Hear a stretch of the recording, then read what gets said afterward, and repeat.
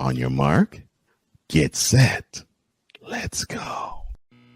I can't do it. We'll do it live. Do it live! I'll write it and we'll do it live! Mister, will you please wake up, wake up, wake up, wake up, wake up?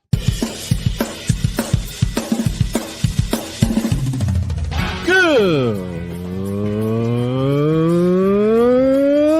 morning, Kevin Durant. You should have left California. This Bronsexual upset me in having to bring this teenage idiot from Wisconsin into a sports conversation. Are you really surprised the Cowboys are giving up on Ezekiel Elliott? Whoa. Hell no! Well, no one cares about baseball. Bitch, are you for real?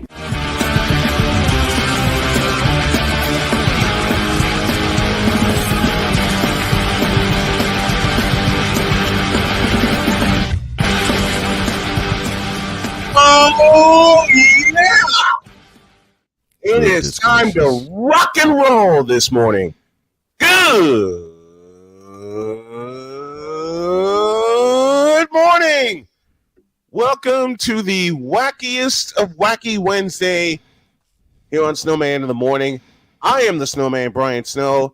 My partner is Cole Johnson, the fabulous executive producer of the program. Good morning, my friend. How are you?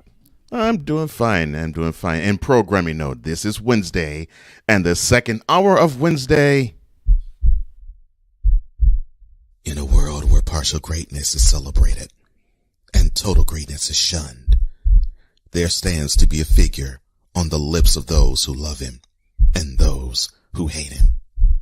The inane comparisons to Michael Jordan and Kobe Bryant continue and has existed since 2003.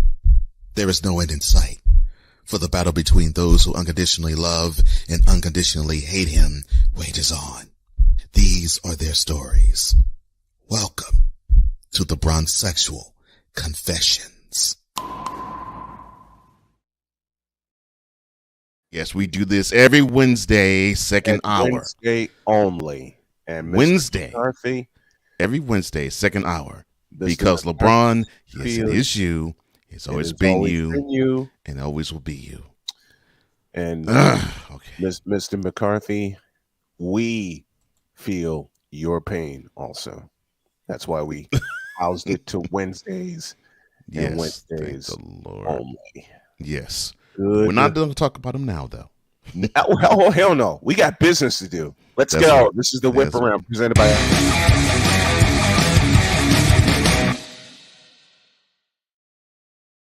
Leading off on the Whip Around today. All right, let's talk about the international series via the NFL. So the National Football League announced they announced their international series. You know, the series of games that we normally see roughly around October, maybe the first week in November, where it's supposed to promote the Shields brand outside of the States. Well, the Jaguars, the defending AFC South champs, they actually play twice. Yes. They play twice in the series. So they go to Wembley South on the last week of the year, and they still get treated like underlings because they have to go overseas twice. Why? Mm-hmm. Yeah, one of the I don't know. So week 4 they play the Falcons. Week 5 they play the Jaguars. So basically they are in Europe for 2 weeks straight. They're in England on October 1st. They're in Germany October 8th. The other games, which this is an indictment upon the Ravens-Titans series, they play in Germany. The Ravens and the Titans do. The Dolphins and the Chiefs. The hell do they do? Yeah, that's you just said the key word. That's an indictment against that series. That's a full on. Yeah. That's a full on indictment, man. Yeah.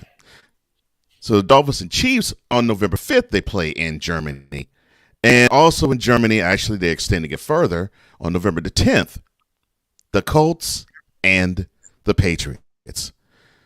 But there is no game for Mexico City, because renovations of the stadium in which they normally house the Mexico City game ahead of the 2026 Men's World Cup that's going to be hosted there. All right, I must Exciting make time this joke. for the NFL. I must make this joke. You know why they're renovating the stadium? Because the 49ers took it over last night and blew it to smithereens. I had to make that joke. Oh, good Let's continue. Good Lord. Why? Listen, So the Georgia football team decides to decline the White House visit. Oh, where was I? Oh, that's right. There was actually action on the ice.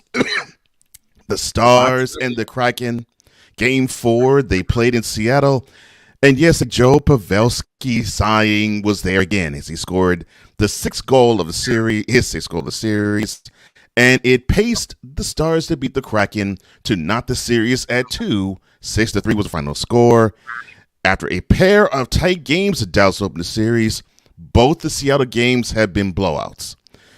So now this series has gone down to the best of 3.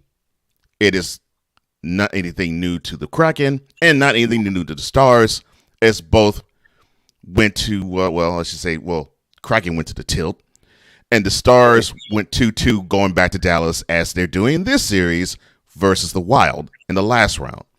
And it's going to go the distance. I am calling it right now.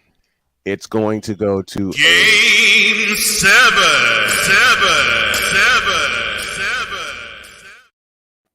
I'm sorry, I had to push that button. But this series, Dallas and Seattle, kind of reminds you of an old school Mavericks Sonic series and how rough and tough now you're taking me back. Was. And now you're taking me back. Remember, they had a first round series, the Mavericks and the Sonics, in 1984, and they had to play the fifth and deciding game at Moody Coliseum due to a scheduling conflict. And Moody Coliseum only holds 9,000 people, and they blew the roof off. They blew the roof off that joint. Yeah, I saw a documentary of that game, and the folks in Dallas only had 36 hours to put that game on. I mean, they had to put the 3-point lines down. They had to situate the broadcasters. They had to bring in a sound system because the joint was so loud that the speakers were blown to bits. So they had to bring in a new system and everything. So I wouldn't be surprised, even though you got the new Seattle Center Coliseum, aka Climate Pledge Arena, and you have the American Airlines Center. The American Airlines Center will see a 7th game between these two because these are two of the most evenly matched teams in this year's NHL playoffs. Yeah. And what I'm liking about this is I think we're getting a chance to see why this series in particular, why Stanley Cup playoffs is important, must-see viewing, because you just never know how the series is going to go, and it's game to game. You just don't know. And when you think you have a direction switches the very next game. And who expected the Seattle Kraken to beat the defending champion Colorado Avalanche? In the previous round, who thought the defending champs would get beat by the Kraken? Right. Yeah. And not only that, get beat by the Kraken in a game 7 while the Kraken was on the road. Right. In Denver. That's the rare. Yeah. That's the rarest of the rare. And the last time that a Game 7 road victory happened, I want to say it was 2014 when the Kings beat the Blackhawks in the Western Conference Finals. I may be wrong. Our resident hockey expert Ryan, please look that up for me. Please do that research. All right, let's go on quick.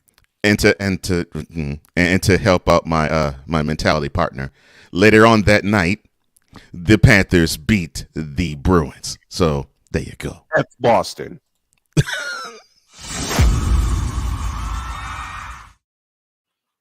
Speaking of our no credentials required brother, Ryan McCarthy, cover your ears because the Devils are on the brink of elimination. A 5-goal second period sent the New Jersey Devils to a 6-1 loss against Carolina at home, and the Carolina Hurricanes, God, they are playing well. Now hold 3-1 series lead with Game 5 coming, I believe, Thursday in Carolina. And if y'all don't know, and I used to live in North Carolina, PNC Arena in Raleigh, if y'all thought it was playoff loud before, with a chance to go clinch to the conference finals. at home. All right, listen to me. Finals. Yeah, a chance to go to the conference finals and a chance to clinch at home, and a return to the conference finals.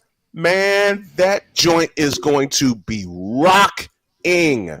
Oh, and for our brother Jay Spivey, yes, we do talk about the Carolina Hurricanes on this show.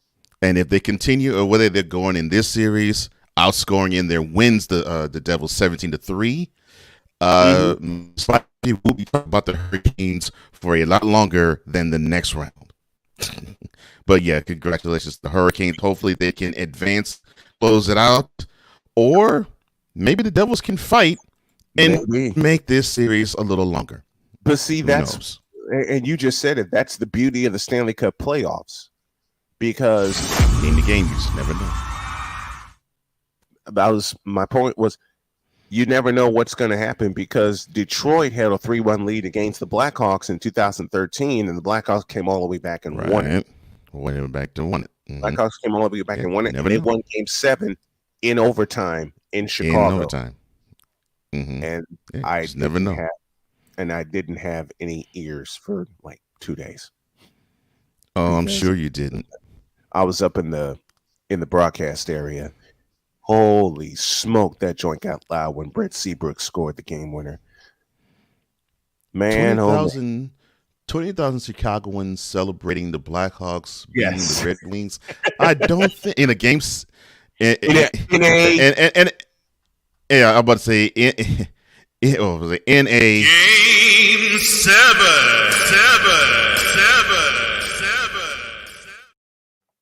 No less. Oh yeah.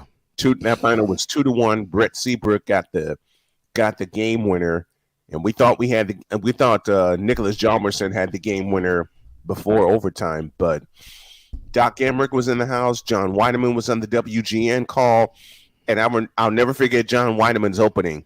He said, "Here we go, baby. Game 7, Blackhawks and Red Wings," and that was the last time the Red Wings were in the Western Conference because they left for the East. Yeah, they left for the East. The following year. Yeah. And we talked about the hype between Seattle and Dallas, Red Wings, Blackhawks in a playoff series in 2013 in Chicago. Good Lord. And I went to every home game during that cup run in 2013. I did it again in 2015. Mm-hmm. Yikes. All right, that's for our stroll down. And by the way, Boston. Oh, and Andrew Luck now is back on Twitter. That concludes today's Whip Around.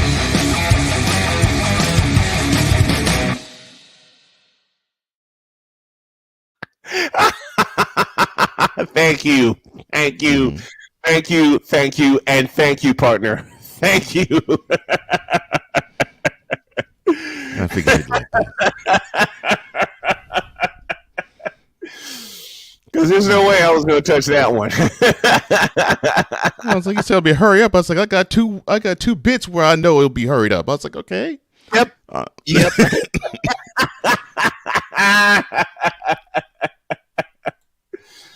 Oh, Jesus. I love it.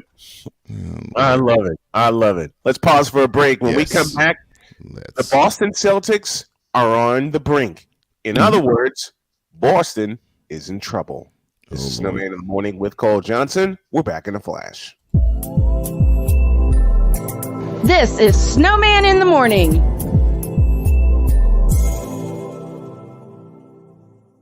Here's an important message from the Diabetes Solution Center. Do you like pricking your fingers to test your blood sugar levels? No one does, but it's important to maintain your health. And now, by wearing a small remote device called a continuous glucose monitor, or CGM, you don't need to prick your fingers anymore. It's easy to use and helps you make more accurate diabetes treatment decisions. If you are testing your blood sugar 3 or more times daily, injecting insulin, or using an insulin pump, call the Diabetes Solution Center right now. And if you have Medicare or most major insurance coverage, you may be able to get a new CGM at little to no out-of-pocket cost. Shipping is free, and we'll even bill your insurance company for you. If you are testing your blood sugar 3 or more times daily, injecting insulin, or using an insulin pump, call the Diabetes Solution Center right now to learn how to end the painful finger sticks and get your own continuous glucose monitor, or CGM, at little to no out-of-pocket cost.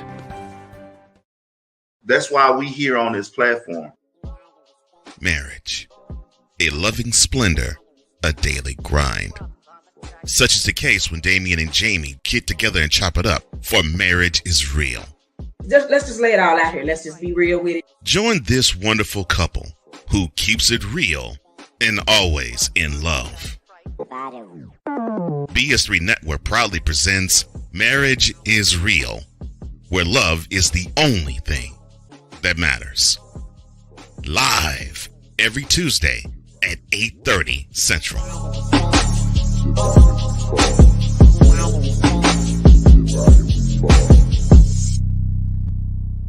Oh, and Jamie has something to say.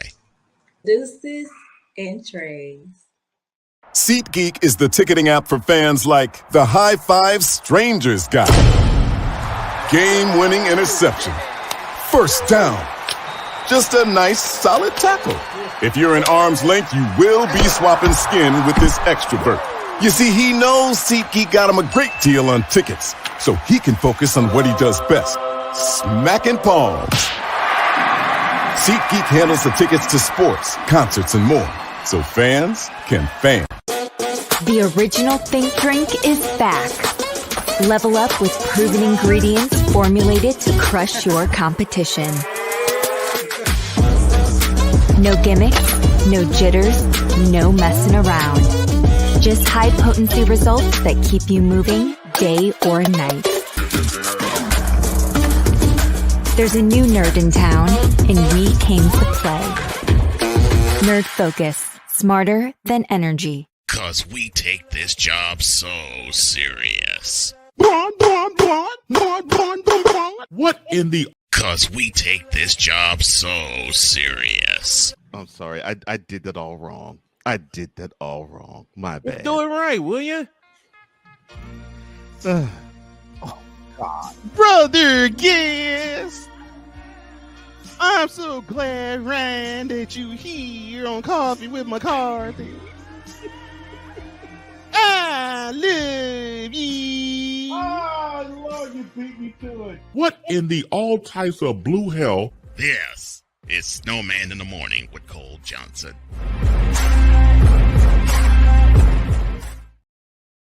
I'll never forget Bass's line or the way you constructed that one. It just and by the way, folks, that indeed happened live on the air. With Cole Johnson, Brian Snow here as we present the Wednesday edition of Snowman in the Morning. Let's welcome the folks watching on CSTV in Reno, Nevada, and All Points West. Also BS3 TV and the BS3 Network. Both of those channels can be found on Roku. And also to those listening on WLEO 26.7 internet station in Baltimore, Maryland, WIRU in my hometown of Chicago, WDJL down in Alabama, and WTOB in Greensboro, North Carolina, and more stations to come. We're getting around, folks. We are getting around, and I love every single minute of it. Let's go to the Finax feedback zone because A Pizzle says good morning, and a good morning to you, my friend. I know you're happy about the Heat and Panthers. Oh hell yeah, he is, and I don't blame him. First, I wouldn't either. Okay, first Florida Atlantic, and now the Miami Heat, and now the Florida Panthers. Wow. Now, only if the Marlins would get it right. Yeah, only the Marlins get it right. Yeah, Hall TV, of course, he's waiting the next hour. Good morning. Yes, but good morning to you. Good morning to you, brother. Listening in Maryland, listening in the DC DC area. DC area. Mm-hmm. Three Stacks, how you doing, man? It's good to see you as always. David Three Stacks joining us from Massachusetts. Mm-hmm. Yes. Victor Locke or VLock83 or Vicala. Vicala joining us from my sound of old school basketball fills our ears. He said, let's get ready for Snowman in the morning with Cole Johnson. And here are the stars of the show. Brian Snow and Cole Johnson. Thank you, sir. Appreciate that. Thank you, Victor. Thank you. Sick Diggy coming to us from and the Norway. customary Sick Diggy gritty. Mm-hmm. Says good morning, good afternoon, good evening, good night, good afternoon to you, sir, as always. Ryan McCarthy, no credentials required fame. Says good morning, Snow Crew. It's Wednesday. With some of the stuff that we unfortunately for you, it takes on a more personal meaning. Yeah, and so does it's after you're paying Mr. McCoffey. Yes, indeed. It's Wednesday. You know what that means. You better believe it, Pizzle.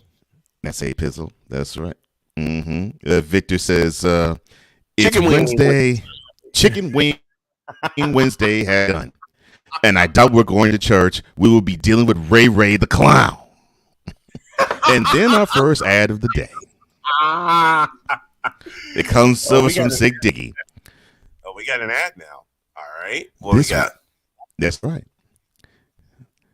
This Wednesday brought to you by Clearwater Laxatives. Today is going to be so muddy that Clearwater Laxatives is definitely your buddy. Clearwater Laxatives. Let me send two special shout outs here. One to my sister Stacy, who is going through cancer treatments right now. She is at Duke University Cancer Center. Fingers crossed for you, Stace. Fingers crossed for you. That, of course, Nurse Anastasia. She says when she gets well, she's definitely coming back on. And, of course, I must shout my beautiful wife out, Dr. K, who is still feeling ill this morning. She's feeling better, but not well enough to go back to work. She gave me a kiss and said, go kick ass. So, Dr. K, this is for you. And to my baby girl, Cheyenne, who is being evaluated by a modeling agency to get some modeling and some acting done. So, Cheyenne, good luck to you, baby girl. All right. What else we got in the feedback zone today? All right. Victor says, look, baseball-wise, it's a good day for him. The Sox won and the Cubs lost. Damn right. He beat Kansas City Royals last night. So A Pizzle is now upset, saying that the Dolphins and the Chiefs will not be playing in KC, but they're playing overseas. He says, darn it, I really wanted to go to Arrowhead to see that game, man. Me too. I want to experience Arrowhead State. I can't say one day I will experience Arrowhead. I can't say GEHA Field. It's Arrowhead Stadium. All right, stop with the sponsorships already. Well, I know why it happens. Believe me, I know why it happens. Reliant Astrodome tells me everything I need to know about that. But I know, but damn it, it's Arrowhead Stadium. Right. Ryan says the Jacks will always get a game in London. Shad Khan is originally from there. Well, yes, I know. So the Jags going to London will be a tradition until he relinquishes ownership. Yeah, possibly to his son, because he'll probably try to move the team to Chicago, knowing him. But I digress. Oh God! Ryan also says, "Don't you ever in life say that again." Ever. Look, as many times as he hosts an AEW event in Chicago, it's not even funny. I know. Trust me, I pay attention. I know. Ryan says also, prior to this season, the last time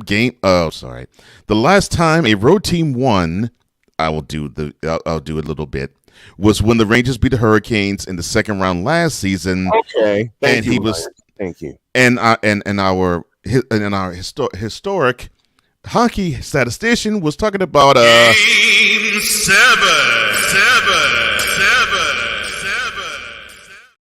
Thank you, Ryan. On the road. Thank you so much for looking that up for me. Our hockey statistician extraordinaire, Mr. Ryan McCoffey, joining us via chat in Saratoga, New York. And thank you, Ryan, for that. And he says, hey, if the Panthers could come back from a 3-1 lead against the Bruins and come back from a 3-2 deficit in Game 7, then the Devils can turn this ship around. Well, that's true. That's true. That's why the Stanley Cup playoffs are the best. Yeah, I mean, that's why they're the best. I mean, look, You yeah, never know what's going to happen. Alrighty, Epistle, smile because I'm about to throw some flowers your way about the Panthers. So yeah, I mean they were down 2-0 and 3-1 in that series, and they were down 3-2 in Game 7 in third period. So yeah, there you go. You're right. Anything can happen in the Stanley Cup Finals. I'll do this one. This Chicken Wing Wednesday is brought to you by Shadow Realm Wireless. Letting your voice be heard from the Shadow Realm to the Barclays Center and all points in between. And I now can add this. Now get the new Boston S7 Plus. Shadow Realm Wireless. Oh Lord. That's what I was doing during the break. I was trying to find the shorter version of and I took my executive producer's brain, did some research, and now I can say this properly. Wise, this is for you, and A Pizzle, this is for you, Boston. Gosh, I can't escape those two words. Oh my gosh. What made me laugh was the way he introduced it. I mean, you lobbed a perfect segment up to him. Oh, of course, yes. He gets himself together. He does, and he's so calm and so cool and so collected before he launches. And then all of a sudden, you just hear, first of all, Boston. Yeah, that's exactly how it is. And you get a chance to say it again, thank courtesy of Sig Diggy. Go ahead, sir. All right. Boston is brought to you by Noryokan Bongos, the bongs that hit the so good. Oh my gosh. Oh, and I add this for you. Wise has Boston, I have the Cubs. Jeez. Sick also says, good morning, happy Wednesday, Ryan. He says, he asked what's the morning brew. He also says, sir, I hope you got your dancing shoes. It's better to face the music than shuffle into denial. Wow. True. And that describes every Bronsexual I know. But Hall TV sends good wishes to you. Says hope all is well. Everything's good, Hawk. Everything's good. And speaking of the Panthers and possibly even the Heat, because they do play tonight, A Pistol says we're going to make history tonight, but I think he's referring to the Panthers because if they beat the Leafs, they sweep them out of the playoffs. I got a question for you, my friend. What is that one? Who is that one team that makes you want to say that team or that city? Who is that one team? Wise has the Boston Red Sox or everything Boston, considering what happened to the Celtics last night, and once again. Boston for losing to State Park Harden and the Philadelphia 76ers, although Joel Embiid balled out.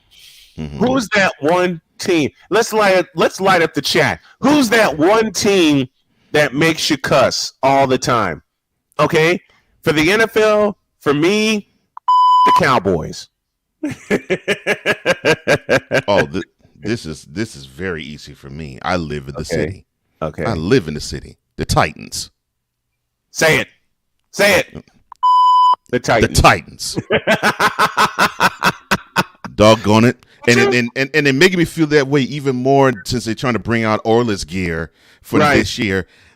No, I'm not going to take this show off the rails. No, I'm not going to do it. You may as well take it off the rails. Go for it. You may as well. Fine. Hold on a second. Because, now it is.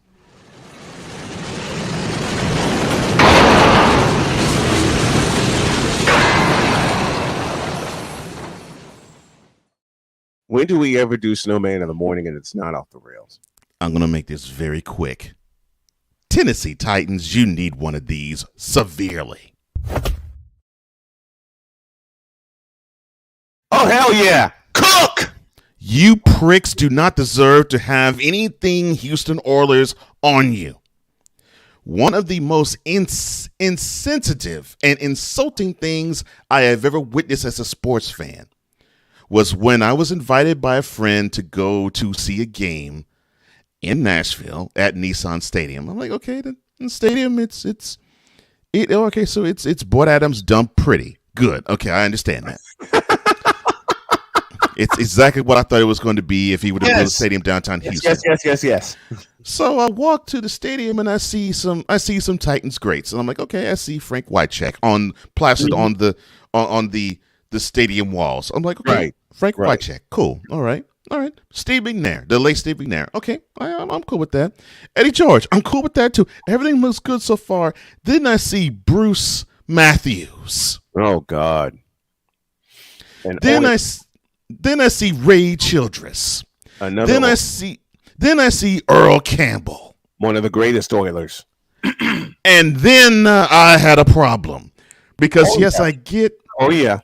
Yes, I get that the franchise began in 1959 and they played their first game in 1960, but it wasn't in Nashville. It wasn't even in Tennessee. It was in Houston. Houston, Texas.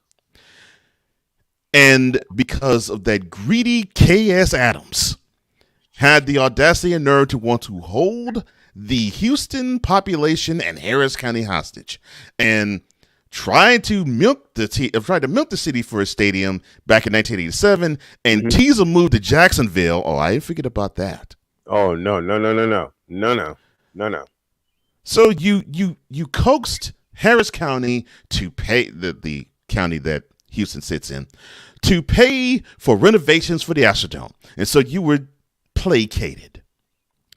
And that's why you no longer saw the board that you would always see back in the old school days. Yes. You have Mr. K.S. Adams, the late K.S. Adams, to thank for that.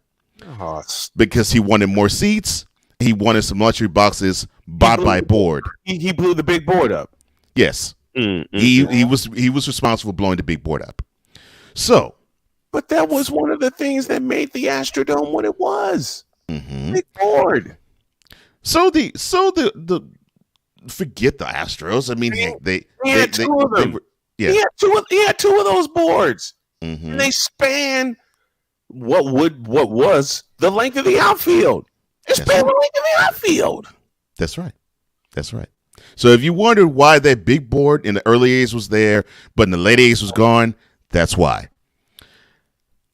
And you had the Oilers do a good run from 87 to 93. They made the playoffs every year. Of course, they did what the Cowboys are doing now and not make an appearance in the conference championship round. But I digress. Yeah. And it was sprinkled. I mean, it was cherry on Sunday perfect by blowing a 35-3 lead in Buffalo in January 93. Yep, January. And then blowing a 13-0 lead at home to the Chiefs in January of 94, which basically was Montana's last great game of his career. His last great comeback. After that, you pretty much had your fill with the city. You didn't want to put money into your team. You basically want to throw two middle fingers in the direction of the fandom, and because you saw the opportunity to try to muscle in a football stadium in downtown Houston. Now, I'm not saying it wouldn't have worked. I'm saying the way you did, and yes, I'm speaking to your grave this way, KS. The way you did it as a shoddy oil businessman that you were, you tried to hold the city hostage. And then when you didn't get your way and the city was like, look, you had the renovations, you don't need a stadium. The Astrodome is good enough. You take my ball and run home. Then we watch the news. One day in 1995, you're shaking hands with the Nashville mayor. And then you take everything that the Houston Oilers were, everything that Houston Oilers did, and everything the Houston Oilers established, and you moved it to Nashville. The Oil Derrick, the Columbia Blues, and not even the Oil Derrick helmets. Nope. You took that. You took the uniform that comprises of the Oilers. You took the color scheme that comprises of the Oilers, and currently the Titans wear them. What is wrong with that picture? So what you need to do, Titans, is you need to take your cheap hands, or I should say you need to get your cheap hands, grab everything that is Houston Oilers, and let go of it. return it to where it needs to belong, which is Houston, Texas, and have the Houston Oilers be revived.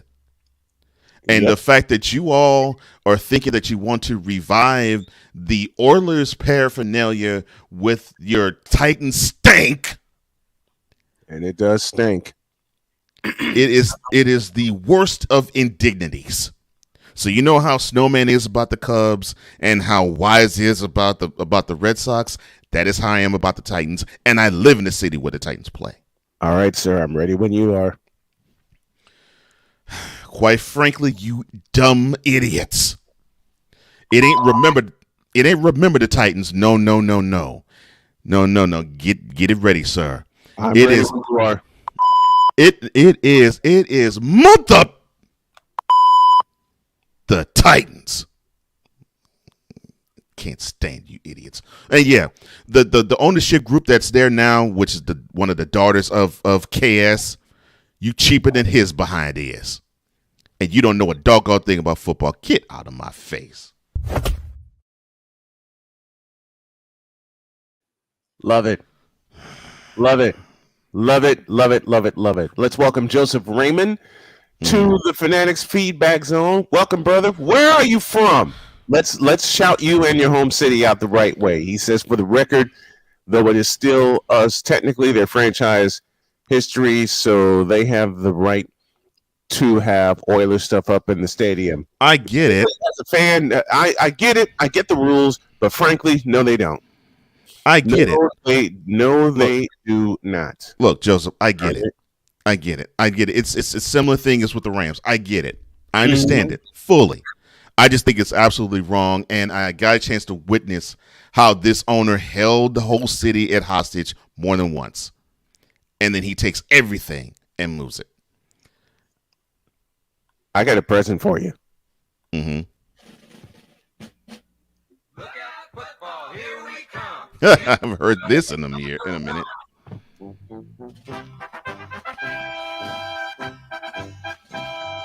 Houston has the Oilers, the greatest football team. I was trying to get that ready for you while you were busy going completely the F off on the Titans, and the Titans should relinquish the Oilers' history. And they should blow up the Texans logo and bring the oil derrick back. I'd be good with that. Yeah, I know it sounds familiar to you, Pistol. It should sound familiar.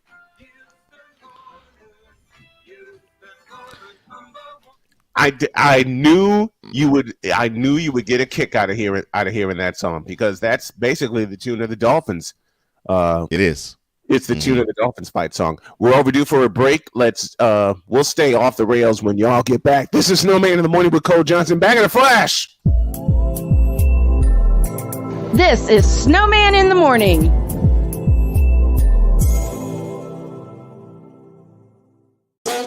The original Think Drink is back. Level up with proven ingredients formulated to crush your competition. No gimmicks, no jitters, no messing around. Just high potency results that keep you moving day or night. There's a new nerd in town, and we came to play. Nerd Focus, smarter than energy. Are you waking up in the morning with a sore jaw, headaches, maybe even ringing in your ears, all because you're grinding and clenching your teeth at night? That's exactly what was going on with me. That's when I found this, the Brux Night Guard. Now, the Brux Night Guard redirects the bite force away from the back teeth, reducing jaw pain while still protecting the teeth. This unique design is what makes Brux Night Guard different from all other traditional grind guards. Go to BruxNightGuard.com and order yours today.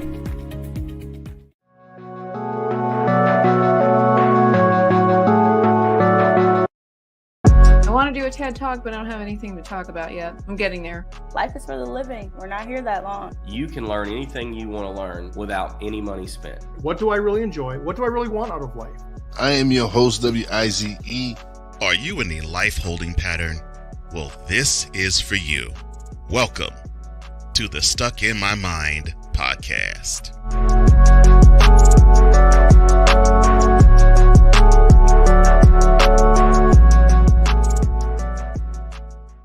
SeatGeek is the ticketing app for fans like the High Five Strangers guy. Game-winning interception. First down. Just a nice, solid tackle. If you're in arm's length, you will be swapping skin with this extrovert. You see, he knows SeatGeek got him a great deal on tickets, so he can focus on what he does best, smacking palms. SeatGeek handles the tickets to sports, concerts, and more, so fans can fan.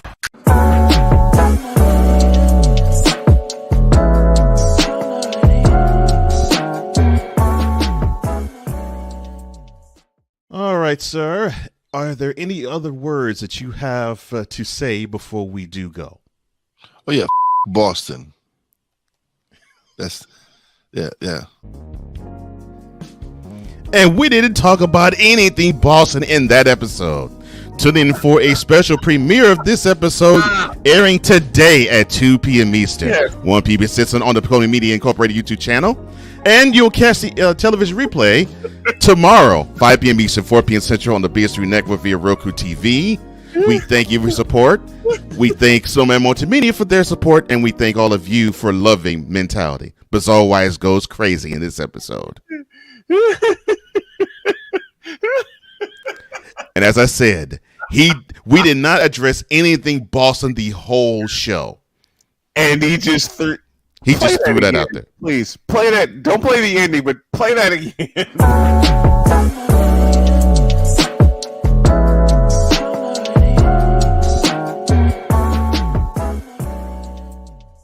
All right, sir. Are there any other words that you have to say before we do go? Oh yeah, Boston. Yeah. Lord.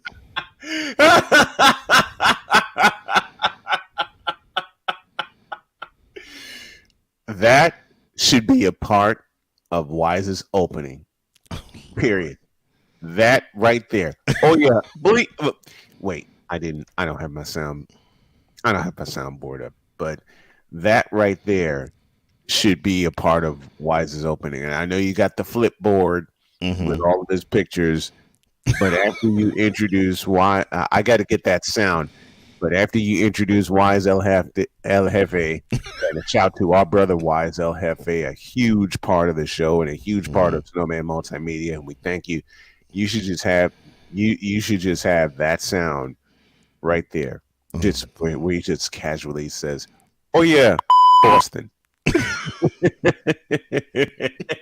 You should have that sound right there. And speaking of Boston, they lost to Stay Puft Harden and the Philadelphia 76ers last night. And by the way, not only Boston, but the Phoenix Suns as well, as they got smashed by Nikola Jokic, who had his 10th career triple-double, passing the late, great Wilt Chamberlain, as the Nuggets beat the Suns 118-102 last night. Thank you, Denver, for that.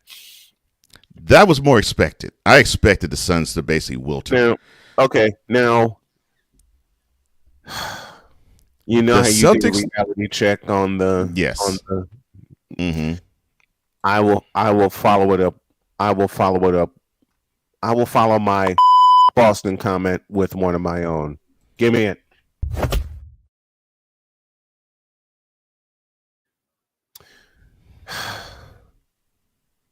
To the Boston Celtics, y'all are some punks. Period.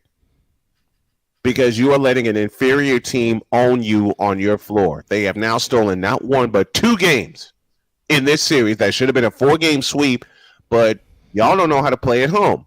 Inexcusable. Period.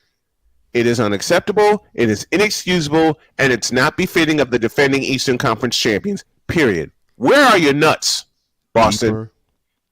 Deeper, more talented, more experienced, especially in the playoffs. And this is the effort that you put. You're letting an inferior team, and yes, I'm calling the Philadelphia 76ers inferior. They're not as deep. All they have is Joel Embiid and on occasion James Harden. And whomever else could score with it. Yeah. They have on occasion James Harden. Best player on that team, Tyrone Maxey, by far. Tyrese Maxey. It should get the number 2 nod. Tyrese Maxey, thank you. He should get the number 2 player nod. He should. Now, I'm going to say some things that are going to piss some Sixer fans off, but I don't care. It goes like this. The number 2 player on that team is Tyrese Maxey. It ain't James Harden because he's going to leave Philadelphia after this year because he doesn't know what he wants to do. He doesn't know where he wants to play. And he doesn't know, well, he knows how he wants to play and usually destroys teams. But you are letting James Harden destroy y'all. Oh, he knows what he wants. Oh, he knows what he wants to do. He wants to make it rain in clubs. I'm sorry, my bad. Yep. You are reminding Boston what happened in May of 1982 when they won Game 7 in Boston. And now the Sixers hold a 3-2 lead going back to the Spectrum in Philadelphia. And they may not get to a Game 7. They may not get to a Game 7. The way Boston's been playing the last 2 games, you let Harden beat you basically at the horn. Oh, it's getting blazed. It's starting to blaze with that now. It's a blaze now. They're going on right now. They're finding a way to get rid of Jaylen Brown, which is unfortunate because the Celtics are not going to Jaylen Brown. And the playmaker made a really good point. He says, "Look, we might know Jason Tatum as the best player on the team, but he challenges that notion because really he believes it's Jaylen Brown, and I believe it is him too. Only the team seems to not realize that." And I'll say it again. They're not going to Jaylen Brown. They're not going to their hot hand, which is stupid, which is inexcusable. The same thing the Warriors are doing right now. All right? To the Boston Celtics and Joe Mazzulla, y'all are some punks. Period. Because I'll say it again, and I said it at the top of this, and I will continue to say it until I see different, until Boston goes into Philadelphia in the Spectrum. Yes, I know it's Wells Fargo, but I'm feeling old school today. Unless they go into the Spectrum and do what they need to do, and they have to do something to send it to a 7th game this weekend. Until I see that happen, until I see the team that got to the NBA World Championship Series last year, the Boston Celtics are some punks.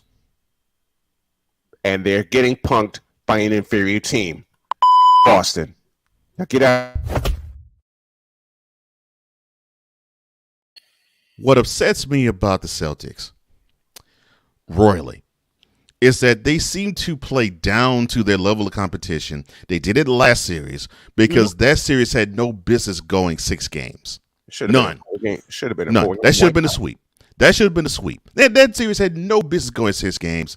And this series has no business going 7. It has no business going 7. It should have been Boston in 6. At worst, it should have been the Celtics in 6. It should have been Boston in 4. But they let game 1 get away, and they let the game get away from them last night. And the most irritating part of that, both of those happened in Boston. The reason why I'm giving the 76ers 2, because I figured if Embiid was going to play, he was going to have a breakout game like yesterday. He was going to have a game like that, and Harden was going to have a game like that. And I figured, okay, I'll account for each of those being a 76ers win.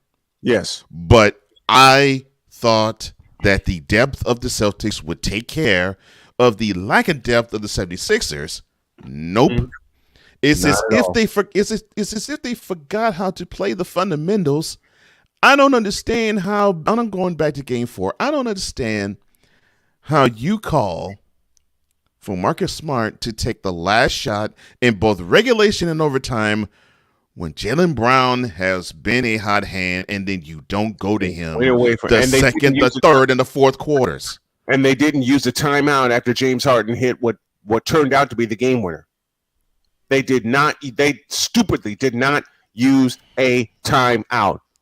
The Philadelphia 76, listen, the Sixers are playing like they wanted more, yes. But I stick with my notion that the Philadelphia 76ers are an inferior team beating a superior team because the Boston Celtics are not playing they're not playing up to playoff level. They are playing down to their competition. Period. And I agree. Hall TV. The Sixers do want it more, but both can apply in this space. The Sixers want it more. The Celtics are playing disappointingly worse. They're playing than last year. Disappointingly inferior. They are playing. They are playing an inferior team, inferior competition, and they're playing inferior to them. I mean, come on.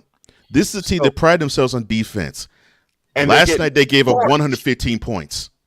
And that's not the first time they gave up 115 plus. They gave up almost 120 to the Hawks in the previous series. They have given up 119 points twice in this series. Each Philadelphia, listen, Ryan, our statistician, please hop on this. I think I'm right. Playmaker, hop on this too. I believe in each Philadelphia win, Boston surrendered 115 or more. In each Philadelphia win in this series. 119, 119, and 115 last night. I want to say in every Philadelphia win, they have surrendered at least 115 points. I know the game 4 loss was 116. 116. But it took overtime, but it was 116 nonetheless. It was 116? Okay. Mm-hmm. That's game 4. Yeah. So 119, 116, and 115. I expected better out of this team. It's bleeping irritating. I expected better. I expected more, and I expected them to be hungrier. Because I'm thinking to myself, this team was 2 games away from a Larry O'Brien trophy, and they got a chance to see another team on their home floor celebrate getting that trophy. I'm thinking if I were them, I'm like, okay, we're scorch earthing every single team in our way. We want that feeling that the Warriors took from us last year, this year. Mm-hmm. And the fact that they now have home court advantage the rest of the way, thanks to the Heat taking care of the Bucks, and they are playing this bad a basketball. It's inexcusable. It's totally inexcusable. It's like the fundamentals have just gone out the window on both sides of the floor. I don't understand it. I don't. And I said, and Playmaker, I did say this to you. I said this to you. Look, I even said, even if the Celtics came back and won that game last night, I said somebody in the Celtics, they BSing hard. Mm-hmm. Serious. It's just ridiculous. And Ryan says, the Celtics gave up 87 in game 2 and 102 in game 3. So 3 out of 5 games. Right. I just, man, it's irritating. Snowman, do you think the Celtics miss Ime Udoka putting that foot in their asses and cussing them out for getting complacent? Yes. I would say all you have to do is just look at the play. Look, Joe Mazzulla, I think he knows the fundamentals. I think he knows the coaching ins and outs, and he probably knows how to get the players what they want. That's obvious because they ended up having the second best record in the league this year, behind Milwaukee. And but yes, they have home court advantage for the remainder of the way, but they're not playing like it. But the ingredient that they're missing is what Udoka did provide, which was a kick in the pants when the Celtics needed it, because he realized that the core of that team is still young. They just have entered into their prime as a core. Mm-hmm. So I think he realized, okay, I think I need to infuse a sense of urgency in them at a time when they don't really realize it. And for some reason, last year's lessons didn't stick because they're not playing with urgency at all. None. And it's irritating. It is flat out 100% irritating to see this happen to a team that, as you mentioned, Cole, 2 games away from hoisting their 18th Larry O'Brien trophy. Instead, and I think it began in the finals last year, they allowed Golden State to whip them in San Francisco in Game 5, and then really whip them on their home floor, beginning with a 21-0 run, bridging the first and second quarters in Game 6. Now, during the regular season, they were one of the best defensive teams, but they're not playing like it in the playoffs. They surrendered on 2 occasions 120-plus points to the Atlanta Hawks. That right there is an indictment. They surrendered 120-plus points to the Atlanta Hawks. And speaking of the Atlanta Hawks, that roster's. Give me another reality check. I'll do one of these before we go to the second hour. Give me another. Dear Atlanta Hawks, blow up the roster. Please. Send Trae Young packing, draft another star, and don't let it be Victor Wembanyama. Please. Oh, matter of fact, let me focus this reality check on Victor Wembanyama, okay? Because I'm going to say some things, and yes, my Southern twang's coming out this morning because I'm riled up about this. I am sick and tired of people on social media telling me Victor Wembanyama is the next big thing. I have news for you. Victor Wembanyama is the next big bust.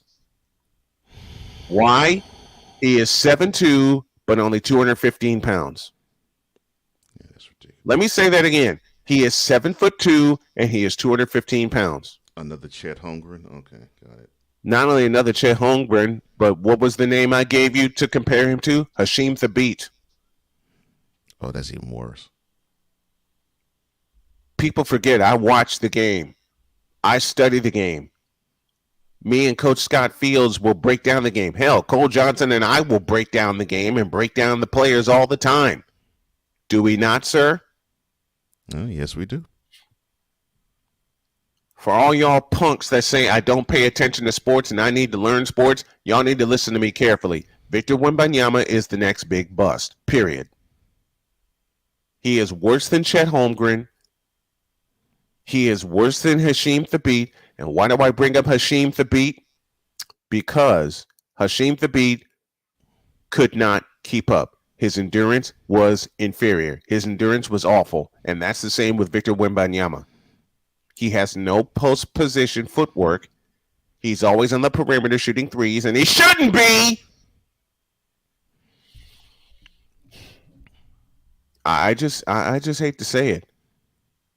215 pounds at 7'2", you should be at least 260.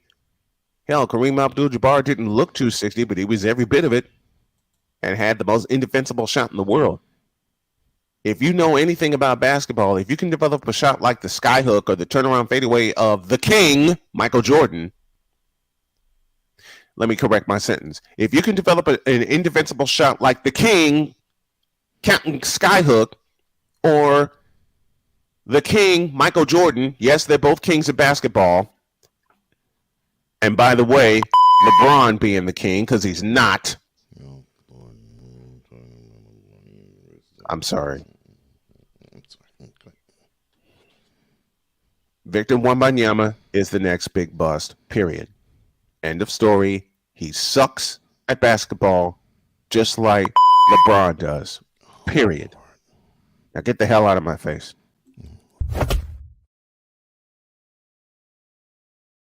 Before we get to hour two, yes. Memo to the Suns.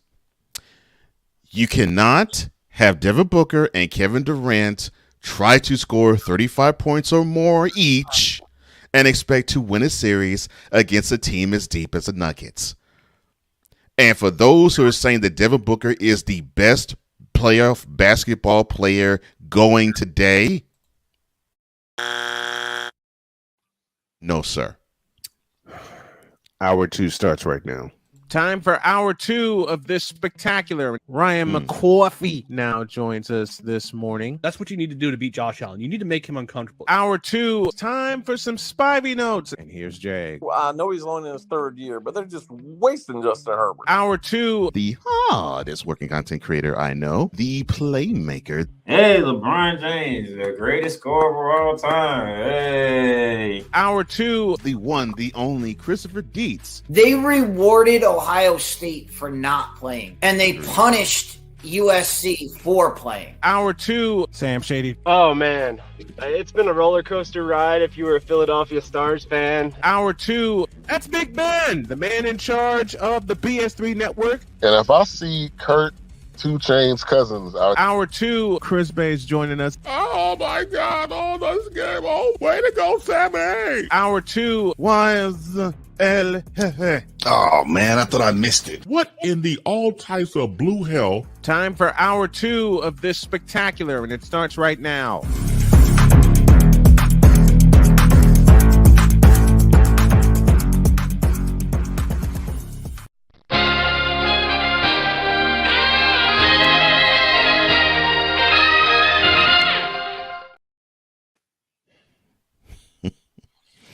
That's right. Hour number 2 of a Wednesday. Snowman in the Morning with Cole Johnson. And for those who are unaware or not knowing what this episode will provide every single Wednesday, hour number 2, this will be a clue for you.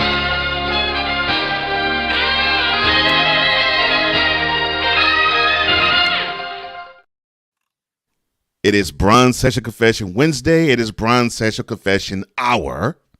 And this is the only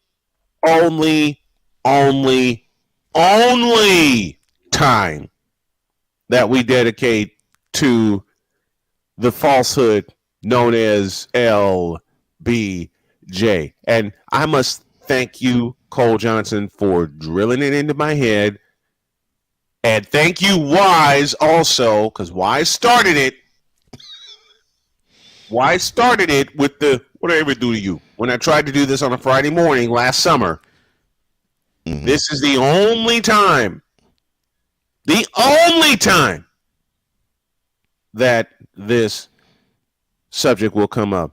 And Hawk TV, I have said so many forwards' names who play a more fundamentally sound forward than... I'm getting riled up. I better get into it now. I was about to say, shall we? Push the damn button. Oh, good. That's what I thought. This Bronsexual Confession is brought to you by Bron Joy Juice. Bron Joy Juice. The ultimate joy juice of Bronsexuals worldwide. Made with 100% organic seal milk. In a world where partial greatness is celebrated and total greatness is shunned, there stands to be a figure on the lips of those who love him and those who hate him. The inane comparisons to Michael Jordan and Kobe Bryant continue and has existed since 2003. There is no end in sight, for the battle between those who unconditionally love and unconditionally hate him wages on. These are their stories. Welcome to the Bronsexual Confessions.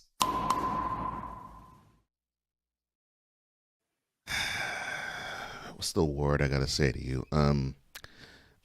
Dissect? No. Destroy? No.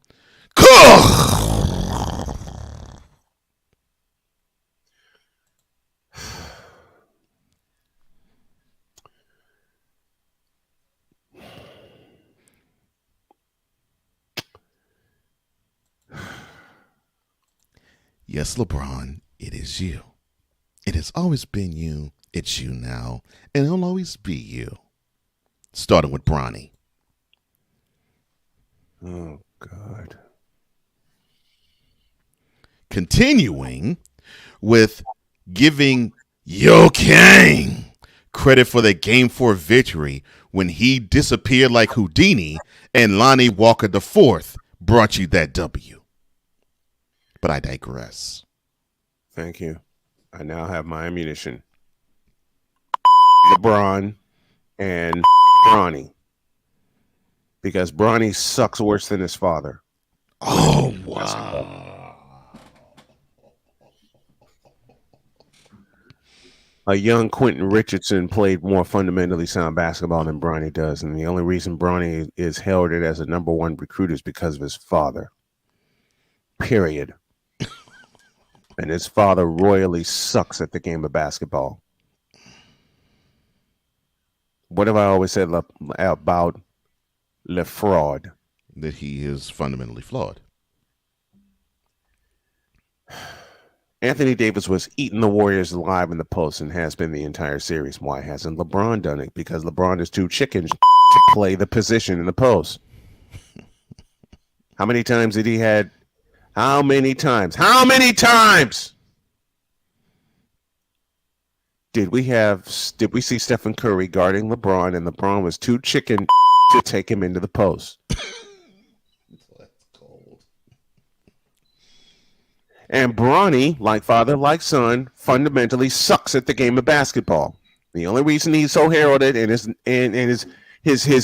games are on that evil 4-letter network is because of his name. You taking all of this hype and giving it to a name. But Yo Kang is playing basketball the correct way. That's some grade A homogenized Holstein bull. And don't you ever say that again. He has not played fundamentally sound in 20 years. LeBron. Period. I'll say it again. LeBron. Wow, the young man hasn't even stepped foot onto the court, and yet you're throwing haymakers at Bronny. Woo! You damn right I am. Because he blows. I hate to say it about the kid, and I've watched the game. I've watched Bronny. I've watched Bryce. I've watched other high school players, and Bronny blows at the game. My man is going Colonel Jessup and a few good men. You can't handle the truth. Thank you. And now there's this. There's a certain face I need you to get ready for me, please. Okay, and I am ready, sir. So I had a conversation with a Bronsexual. Oh, several Lord. of them. Oh Lord, I'm not several really of them. Okay, I'm ready for this conversation with several Bronsexuals. Then, first, a question. Okay. To Victor, to you, to Ryan McCarthy, and all who actually pay attention to the game of basketball, because it certainly ain't Hawk TV. Why is it that when I mention the name Tom Chambers, they bristle up? Let me see, because he's old, because he doesn't have the stats LeBron has, and because he's what's the word I'm looking for? Oh yeah, white. All right. Follow-up question. Mm-hmm. Why do they bristle when I bring up the name James Worthy? They think of James Worthy as a lackey to Kareem and Magic. Forget the fact that, yes, at a time, even when Magic and Kareem were playing on the same team as one Mr. Worthy, he was the leading scorer of the club. But I digress. Oh, and by the way, James Worthy was the first to clinch a 7th game with a triple-double.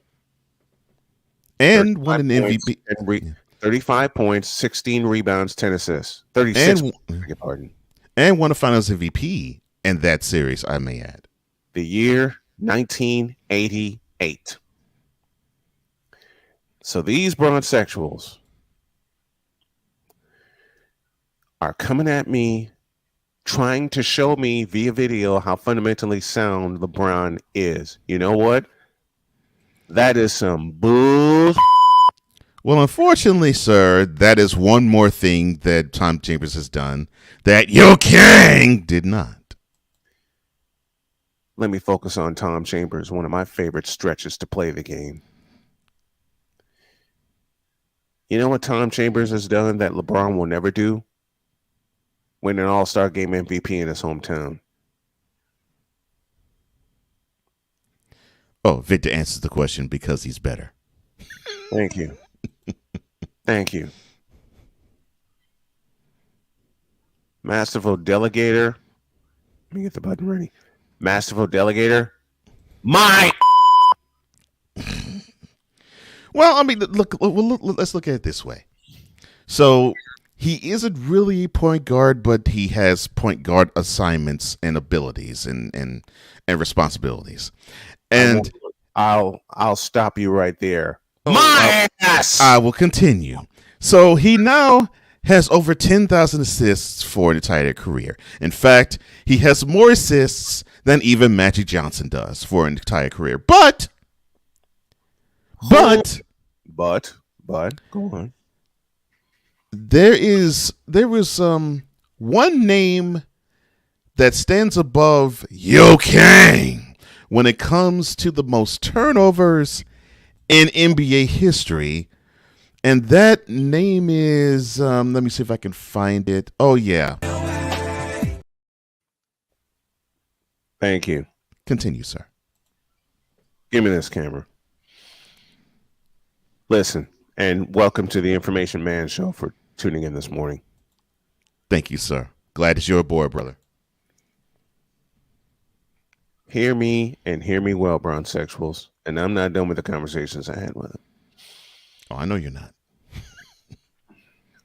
LeBron James royally sucks at the game of basketball. Matter of fact, I'll put it in a sentence that'll make even Hawk TV bristle. LeBron James is trash at the game of basketball. Since 2003, he has ruined the NBA and the product, and it kind of fits the times that ESPN took the contract from NBC because ESPN needed a figure since the real king walked away. You for real? I am deadly serious. That was basically setting that up. Mm-hmm. I will say it again. LeBron James is trash. Oh, Lord. The last time the Warriors were down 3-1 to a Kang-led team, Yo Kang won gold. Oh, yeah? Well, Yo Kang is trash. And that 2016 series, they got a assist from Adam Silver, who was a puppet when it comes to being the commissioner of the NBA anyway. LeBron James is straight up trash. I knew you'd get a kick out of that. Oh, Lord.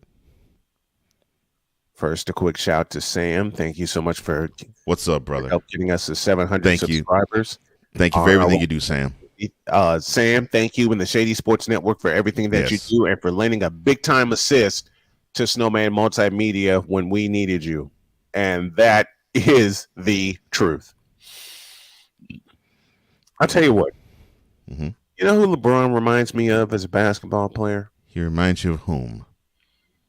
I have several names in mind, and I'm really going to take you back to the old school. And I have a huge smile on my face because I happened to pay attention to this game back in '85. Mm-hmm. Does the name Louis Orr mean anything to you? Louis, I'm sorry, say it again. Louis Orr. Oh, yes, it does. I thought that's what you said, but I had to make sure. Yes. That's LeBron.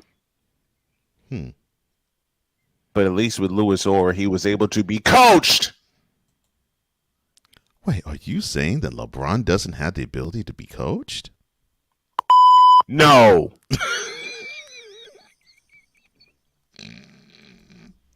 Great. Now I get to do this on 2 shows. Okay. This is the only time I will blame you, Cole, for introducing Bizarro Wise to us in that damn button. Now I couldn't help it. Now I can't help it. At least it keeps me out of trouble. Thank the Lord for that. At least it keeps me out of trouble. Because if y'all remember last spring, I had a stretch of shows where I didn't care and let everything go. And then my wife got in my head before I went under the knife.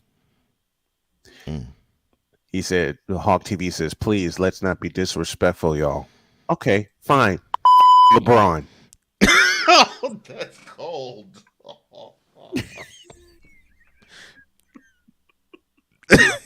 You'll double down hard.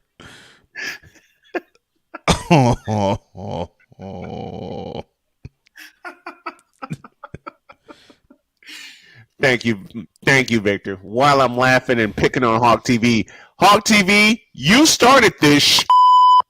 Oh my gosh! You start Hawk TV. This is. I can't even do off the rails. This is exactly what's supposed to happen, and it still feels like it's off the rails. Yes. Hawk TV, you started this. I'm blaming you. Oh Lord. Oh good Lord. You started this bullshit. Hard TV says, we all know that Yo Kang has implored guys from Daniel Booby Gibson to Lonnie Skywalker IV and Austin Reeves for over 20 years. Oh, and Sick Diggy says, all this bleeping reminds me of that episode of Martin where Martin cussed out a caller in his radio show and Stan had to bleep out that tirade. I remember that episode. I remember that episode. Sam, if you can help Snowman Multimedia get to 700 and we both get to 1,000 and get fully monetized, that would be absolutely fabulous. Same with Cold Sports, same with Real Wise, because we want to get monetized and get paid. It's in yeah. Let me get the button ready. We want to get paid for doing this. It is a pleasure. It's a pleasure to do business with you, bro. Absolute thrill and an honor. Yeah, you were good people, Sam. MJ punching out poor Steve Kerr and didn't even knock him out. Man, shut the up. Oh Lord, really? You know what happened late? You know what happened 8 months later after he punched him? He trusted him. Hot TV goes on to say his hands were softer than his Egyptian thread count sheets. Well, LeBron James's game is softer than those sheets. Matter of fact, LeBron James's game is softer than my daughter's pillow, and that's for my and that's for my 2-year-old Donna. That's how soft LeBron James's game is. Oh Lord, no! MJ and Draymond the same tier. Oh yeah, I'm sorry. And here's another selection from the Wonder Bread Choir entitled "Stop Snorting Them Lines."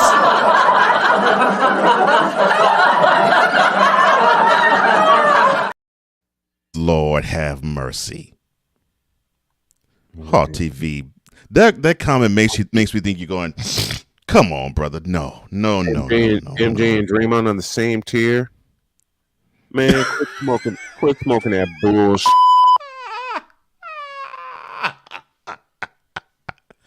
Oh Lord, Victor. Victor's on the same wavelength as me because I was going to double back and double up and say, why the you lying? Why you always lying? Oh my God, stop lying, always lying to me. You lying so much. You making it hard for me. Yeah. Thank you. Thank you. I'm just to put the Hot TV in time out for that last comment.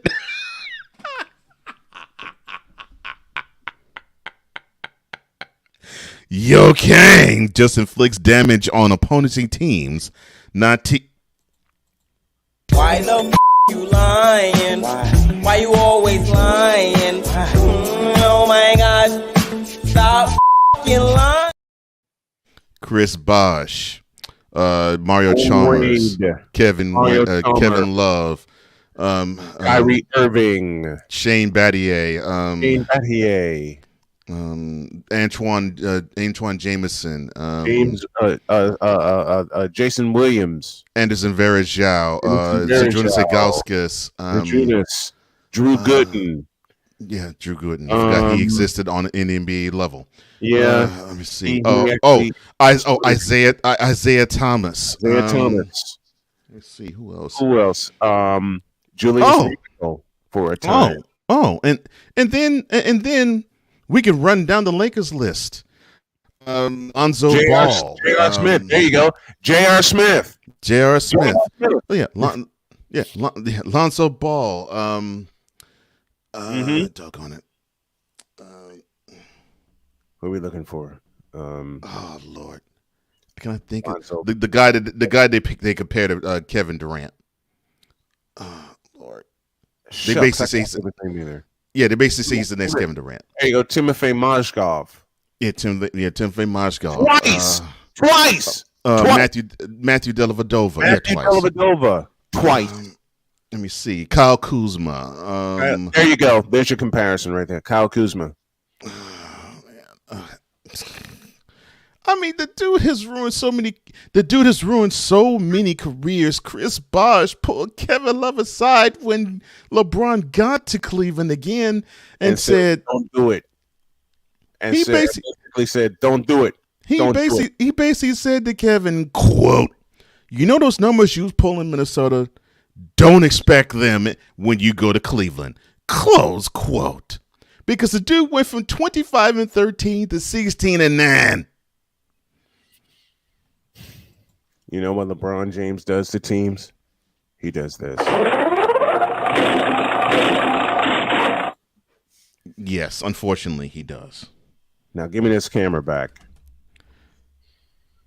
Hold on.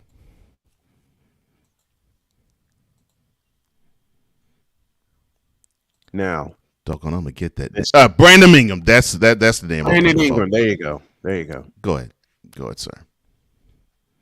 Remember, that was the guy that people were saying that no teams wanted him. That was cold. I'm sorry. Go ahead, sir. You're fine. He didn't. Yes, he did. He didn't. Once again, saying, "Why the f you lying? Why you always lying? Oh my gosh, stop f***ing lying."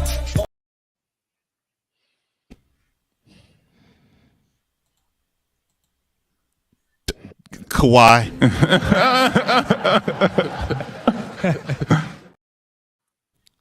Kawhi. One more time. Kawhi.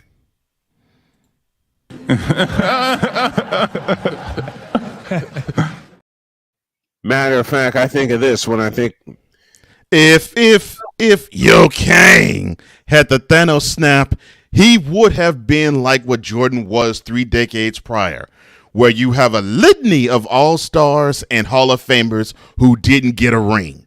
Can we say that about Yo Kang at any point in juncture?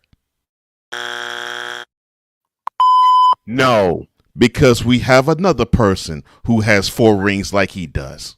And his Thanos. name is Wardell Stephen Curry II, who's going to help engineer one of the greatest comebacks you've ever seen. I need to see quotes of him trashing teammates. All you have to do is look at Russell Westbrook for that one. You don't even have to go far.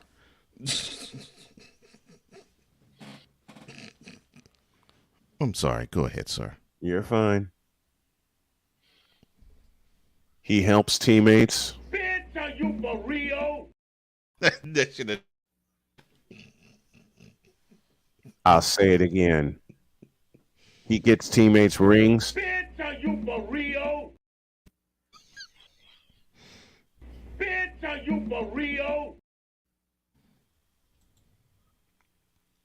You can play that whole 20-second scene and fit it here. When it comes to LeBron. Probably could. Oh, Lord, no.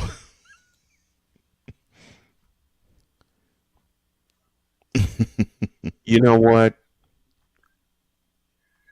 To a point, he's right, because Russell Westbrook sucks too. Next question. Ouch. Russell Westbrook, an elite player? Bitch, please. I'm sorry, I pushed a button. Russ is the only one that.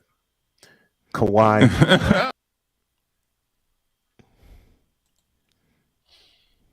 Let me do this properly. Mm-hmm.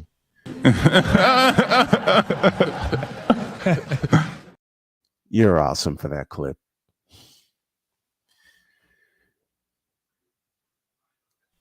This is what I think of when I hear all these bronsexuals.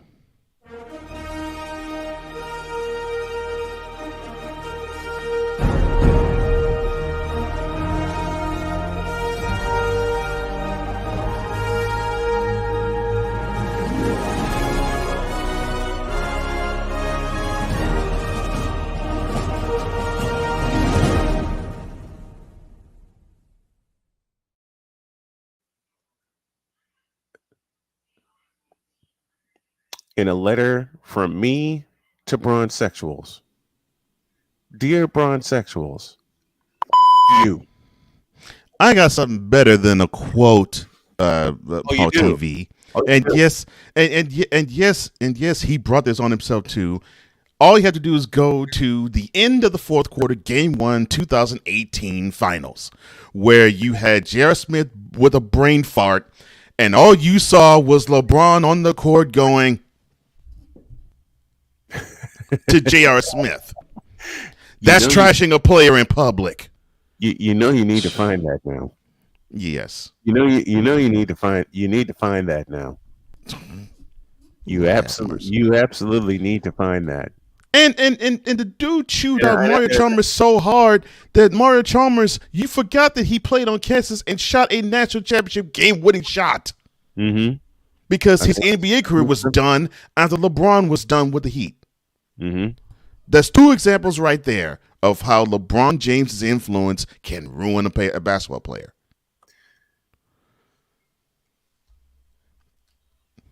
And I actually like the guy, but facts are facts, and the truth is the truth.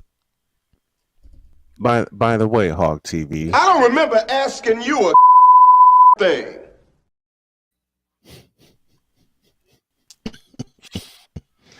LeBron bullied Kyrie so badly he turned into Kyrie to Pinkett Smith.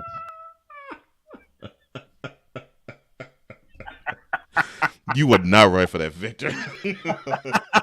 The fact you call him Kyrita Pinkett Smith.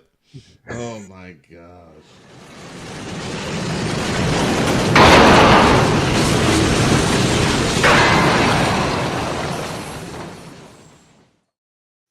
We didn't even get to the other Bronsexuals that said a whole lot of blasphemous stuff. Mm-hmm. Yeah. We won't need to because it's basically the same amount of noise.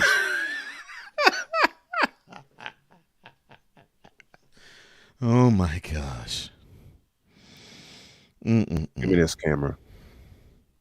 LeBron James sucks at the game of basketball, period. That sucks at the whole game.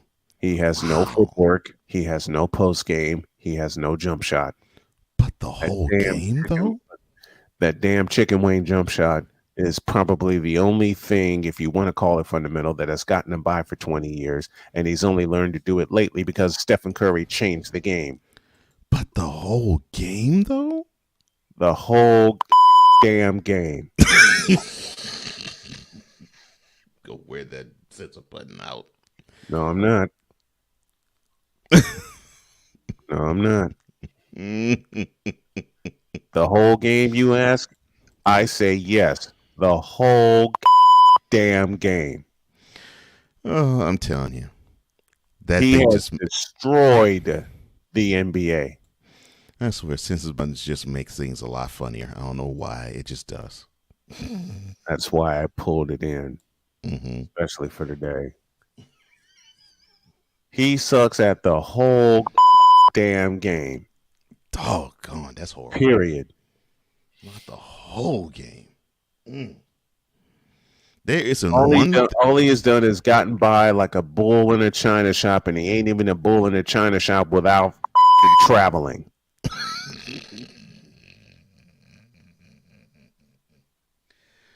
I'm driving Cole crazy with this button, but I can't help it.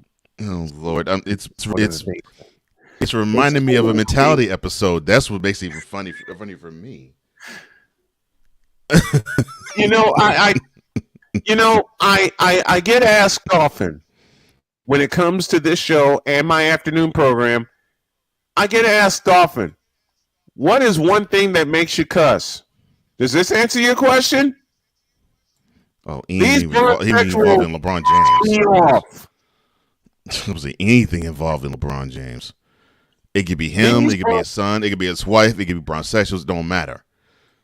Yeah, he got caught on television smoking. Oh, you mean to tell me you're talking about Game 7 of the 2016 World Series? He was at Progressive Field. Yes, I am. He was at Progressive Field, and he was pulling one of these numbers.